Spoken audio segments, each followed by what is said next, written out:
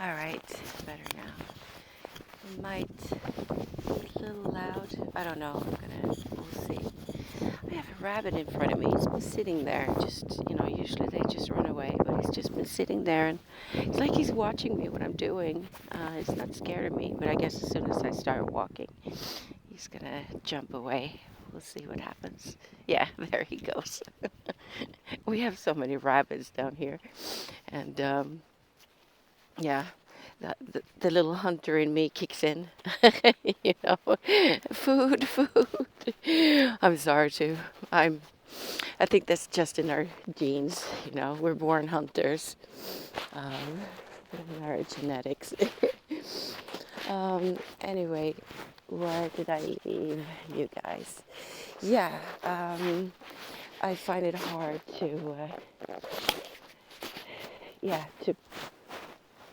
to walk, work out, do all these things in public where people can see me. But yeah, it is what it is. But now I'm up. Anyway, so good for me. Yay! This past week has been a very interesting week, to say the least. I've been faced with some old demons.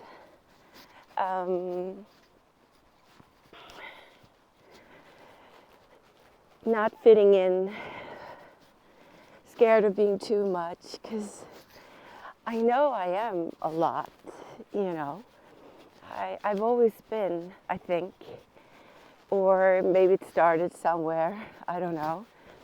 But I think one part of it is because I can remember when I was very, very young, just a joy for life.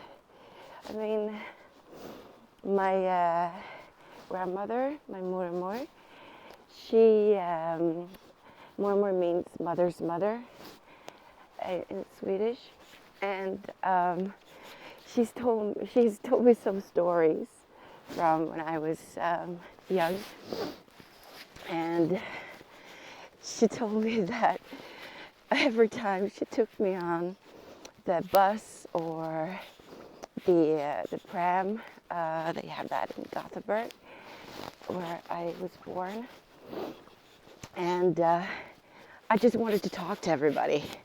I talked to everybody. I didn't care if I didn't knew them or anything. I just wanted to talk to them, and I'm the same way today.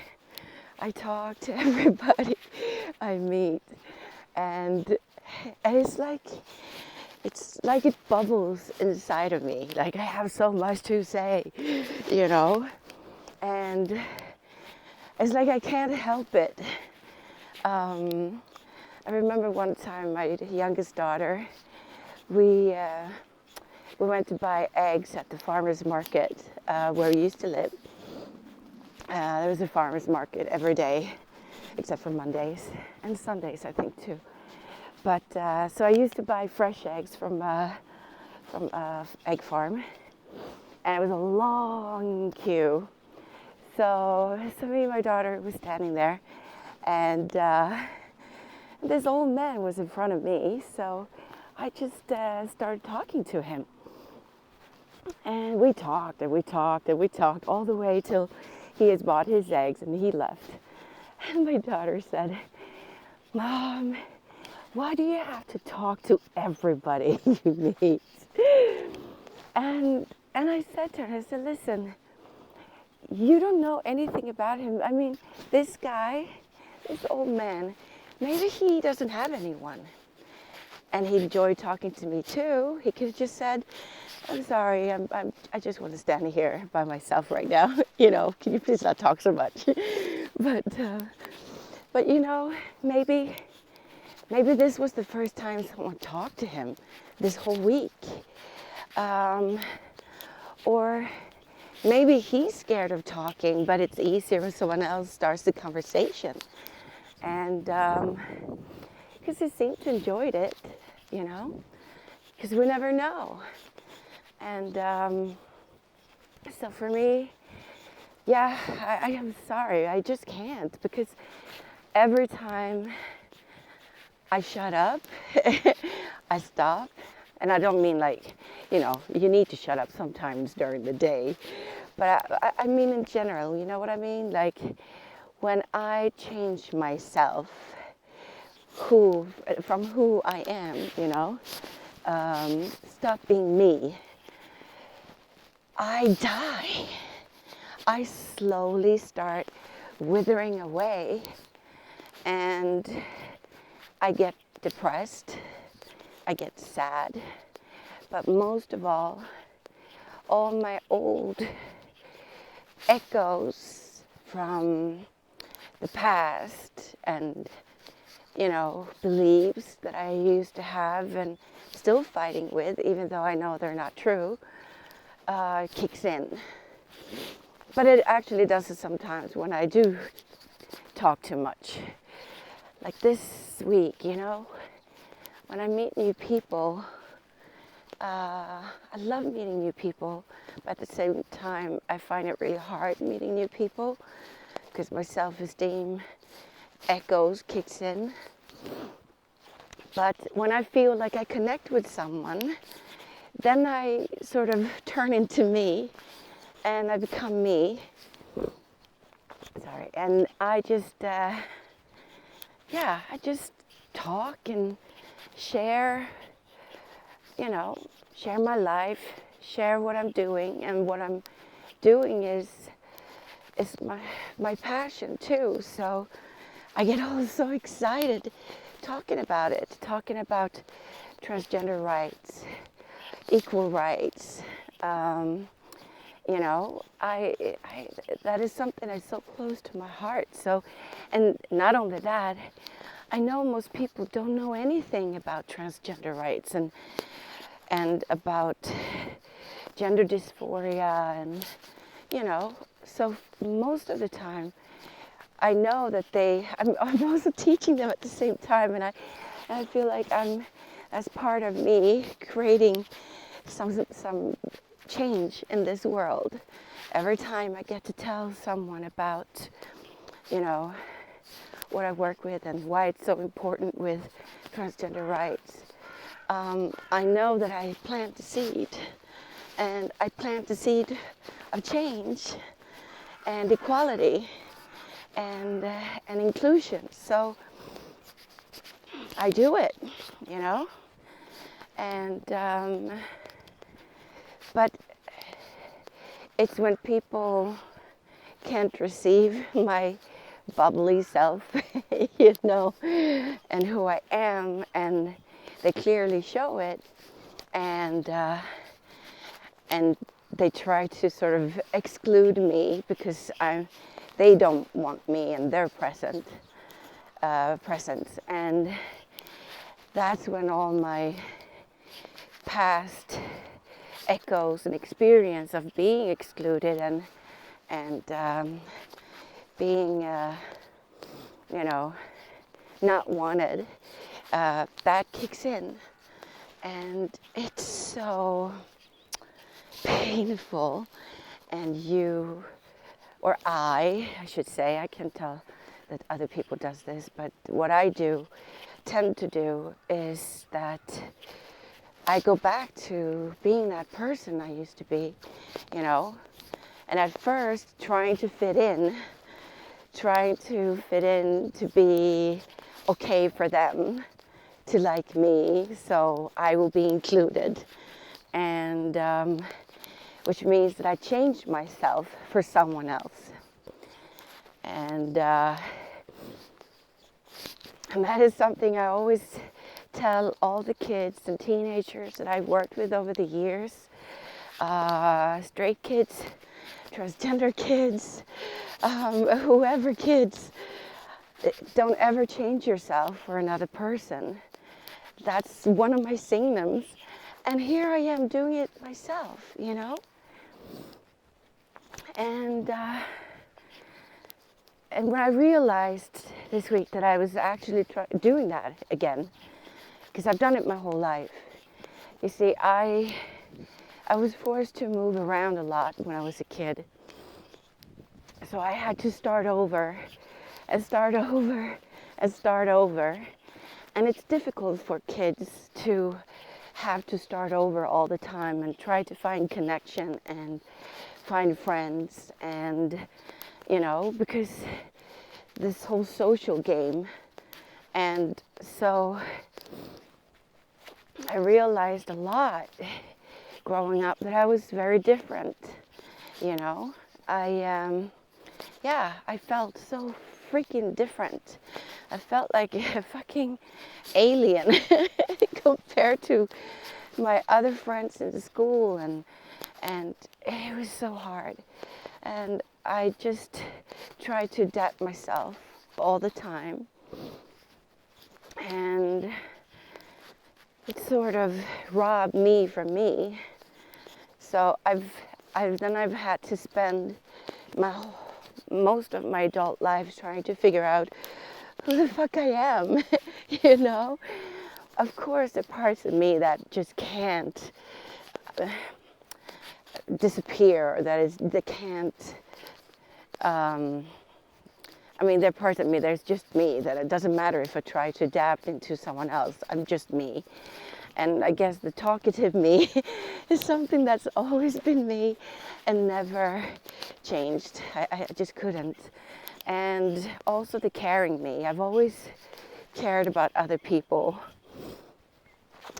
that are being bullied, or people that are going through rough things. And I've always, is that the sun?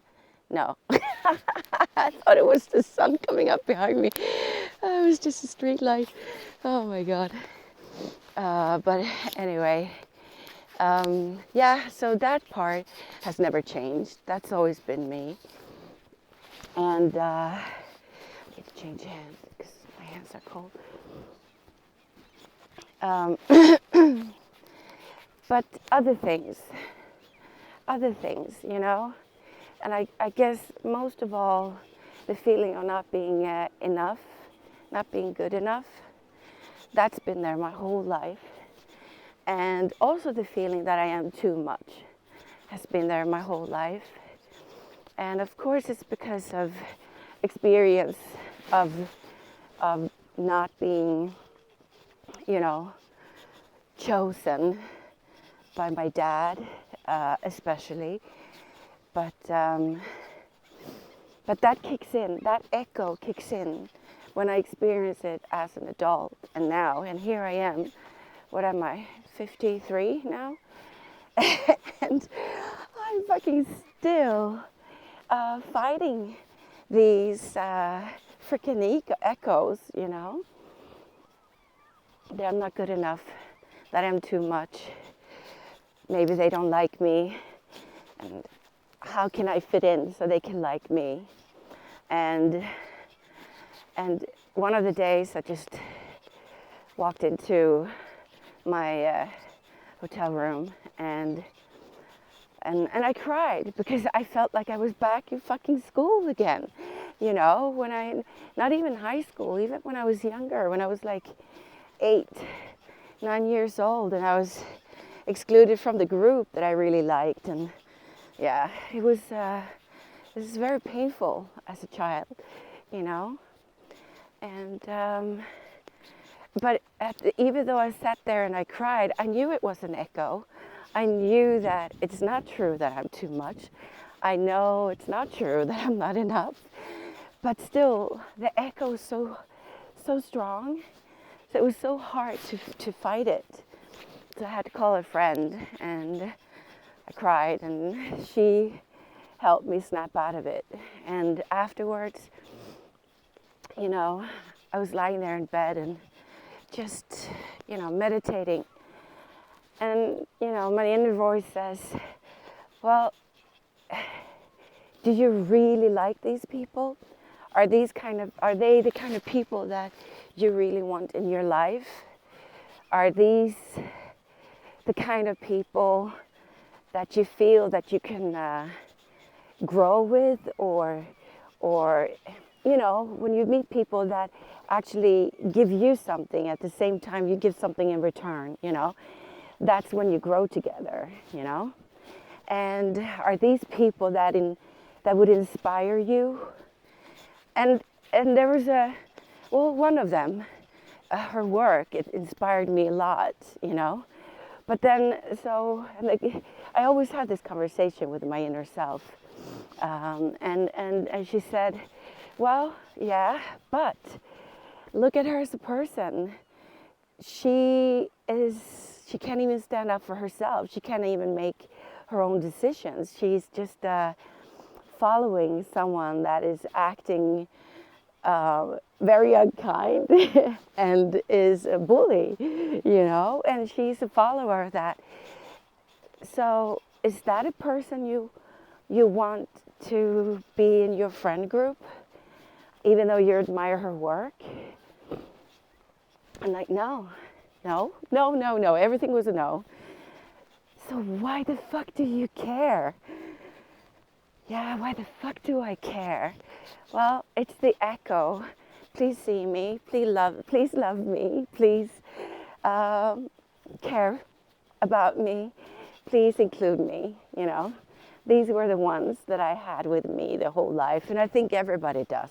I think even the kids that I really wanted to play with when I was 8 years old, that excluded me, I think they probably dealt with the same shit. I tell that to the kids that I work with. Everybody feels the same way. And even though you think that this person has it all, they have their own shit. You know, I think we're all scared of not being included or, you know, not being loved. So, yeah, so it's like, no, I do not care about them, really. And why would I want to have people in my life that are acting like fucking teenagers? I'm sorry to, teenagers are awesome, but we all know when we go through our teens, we go through a lot of shit and we're not so fucking nice, especially girls. The mean girl syndrome is very high, you know, sometimes in a lot of people. Girls. But, I mean, why do I want to have people like that? I don't. You know, I want to have people in my life that inspires me, that, you know, that I can look up to and feel connection to, and where I can grow and where I can be fully myself, and I know that I'm loved, you know, and accepted for who I am, and I don't have to dim my light or change to fit into their mold, you know. I was like, why, Camilla, why? But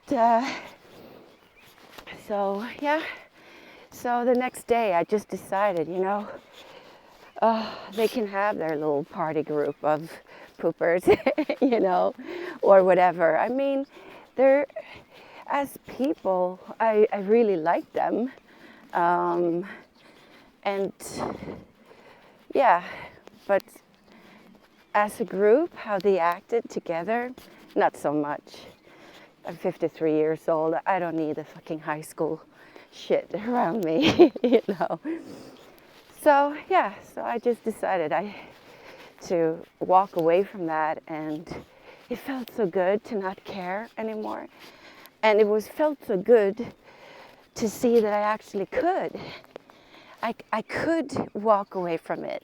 I could, now I'm warm again. I could walk away from it and not feel that my whole world just, you know, this whole loneliness shit, because I felt so lonely as a kid, and when I felt that I was excluded, it was such a painful experience, and it hurt so much. And I guess maybe that was also something that I was afraid of, that if I change and I walk away, maybe it will be too painful, and it wasn't. So it sort of taught me that when you stand up for yourself and when you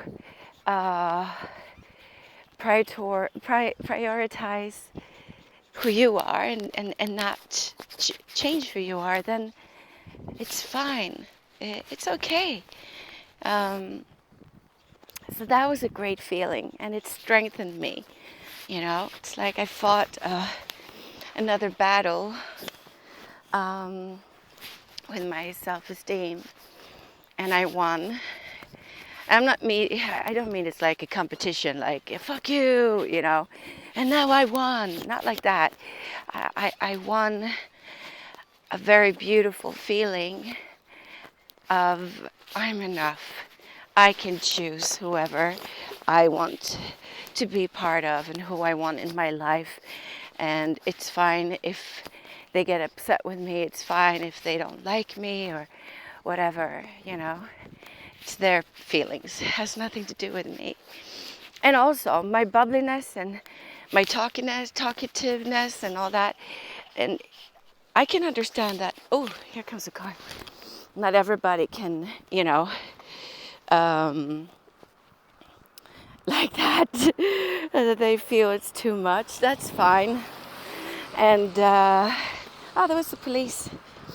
Yeah, I like that they drive down here because that's also one of the reasons why I don't walk so much in the dark and very early in the morning because I'm scared. The world is getting so threatful, and I'm scared of being robbed. I'm scared of being raped. So I'm so grateful for the police driving here in the morning. She gave me a smile.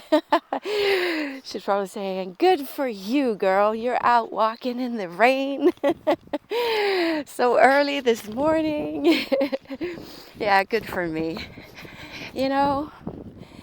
Through all this, when you fight this and you sort of come over on the other side, you know what also happens? You love yourself more. And I love myself more. I'm proud of my changes that I do, But anyway, so here I am walking. I don't know if I'm going to try and walk down to the beach.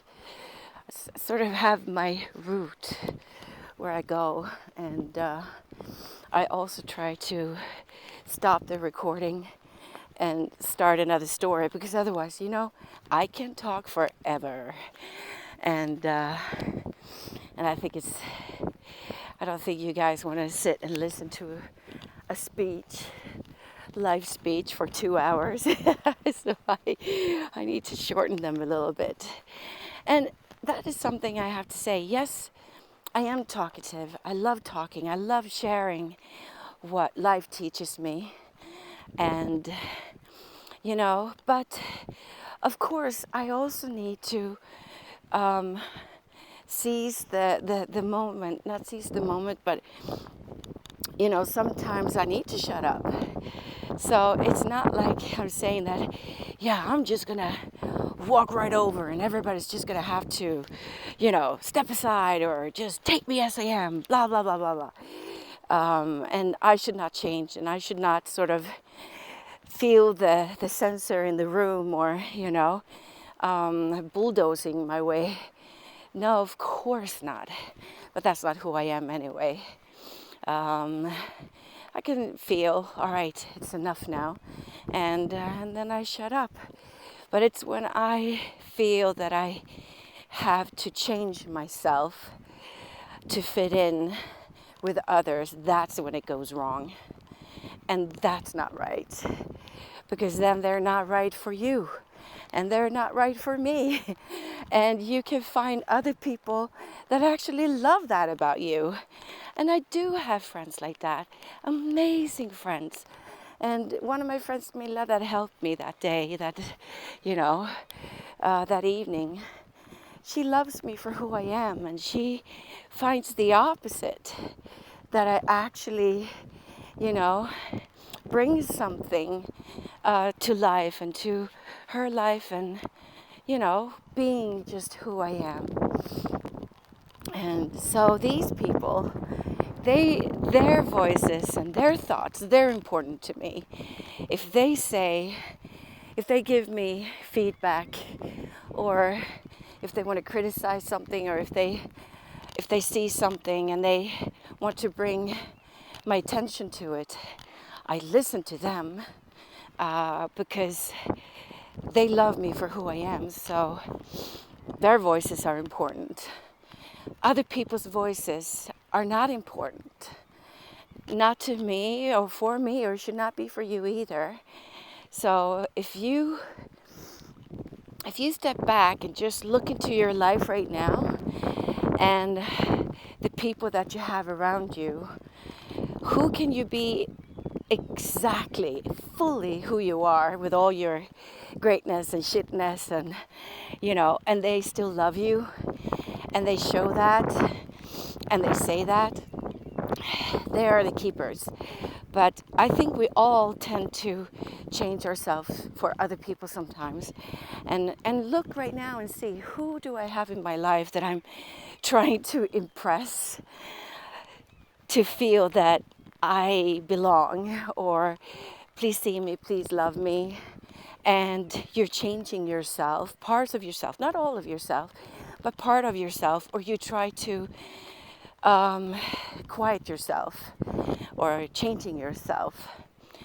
Those people, they're not supposed to be in your life.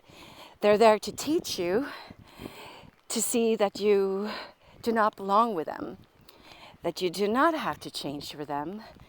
And, that's what they're there for. And that's how I feel this whole past week. I feel there have been so many teaching lessons from the girl that stepped on the train and that came to sit down next to me on the train, that just came from the worst week you could ever have in life, and facing death and coming back into life, and with shame and heartbreaks, and everything you could just imagine, And we talked the whole way, and I could support her, help her. I helped her with a lot of her feelings, a lot of her pain, and what a wonderful, beautiful girl she was. She's in her 20s, and I think her life, when she told me her life story, oh, I can't walk here, and it's just mud. I think I'm going back. Sorry, guys. Now it's windy again, so I need to put on my scarf again. I'll be right back, and I will tell you the story about this girl. And it taught me a lot, too, about myself. And I think you guys can learn something from it, too. So I guess that will be the second talk. So I'll be right back. Bye.